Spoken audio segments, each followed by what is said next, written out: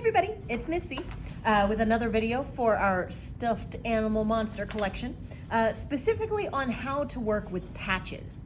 Every once in a while you decide that you want to make some big change in the color of your monster, like that's a big area that needs to change color from the base color. And whenever you have a big area that needs to change color, it's most easy to use a patch. Now, patches overall, very simple concept. Take other piece of fabric, glue or like sew on top of fabric to change color. Very simple concept, slightly more complex in execution. So what you need to know is that there's basically two kinds of fabric that you can use for a patch. And depending on what kind of fabric you grab will depend on how you're gonna be able to attach that, or how you're gonna be able to cut out that patch. So I have two of those fabrics right here. And what it essentially boils down to is a non-fraying fabric, such as felt, or a fraying fabric like muslin, or in this case, this is a piece of an old t-shirt, not a t-shirt, a dress shirt. And the way that you can tell the difference is one will have fraying edges. If you pull on the ends, a lot of strings will come out. And one, if you pull on the edges, nothing really happens. Felt is really easy. If you plan to make a patch out of felt, you can literally just cut it exactly where you need to cut it along a line or whatever. Draw your little frowny mouth on there, or like little eyeball shape on there, and you can cut it out right along that line and nothing's going to happen. This is most easily stitched down with a running stitch or with a blanket stitch. Easy peasy, don't need to worry about it. The more difficult one is whenever you have a fraying fabric. A fraying fabric will come apart, and there are two ways to deal with that fraying fabric. One I would recommend for any fraying fabric, and one I would recommend for fraying fabric for a small patch.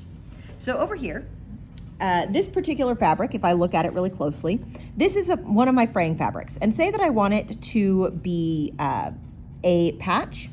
Most of the time, what I can do is I can draw the shape that I need onto, come on, I can draw the shape that I need onto my fabric.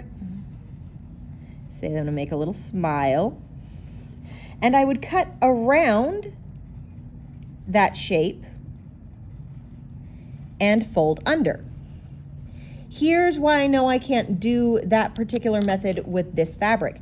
If I try and fold this fabric under and do a nice little pinch fold, it doesn't want to stay folded. Meanwhile, if I have a thinner fabric, such as this muslin, if I wanted to have a little patch that looks like a little smile, and I fold this area under and I pinch it really sharply with my fingernails, it'll stay creased.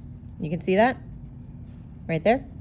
So this will have my surrounding method, and this one here that does not want to pinch, this one will have the all over method.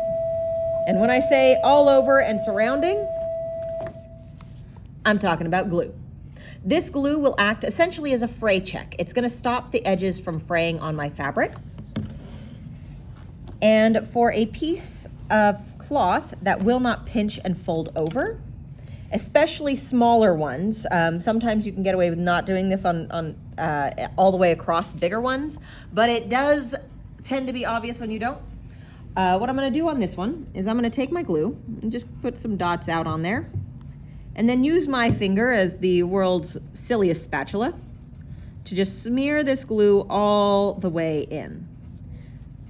Now, appears like this water-based glue might not agree with the pen that I used, but since this is an example, it's not gonna be a big issue.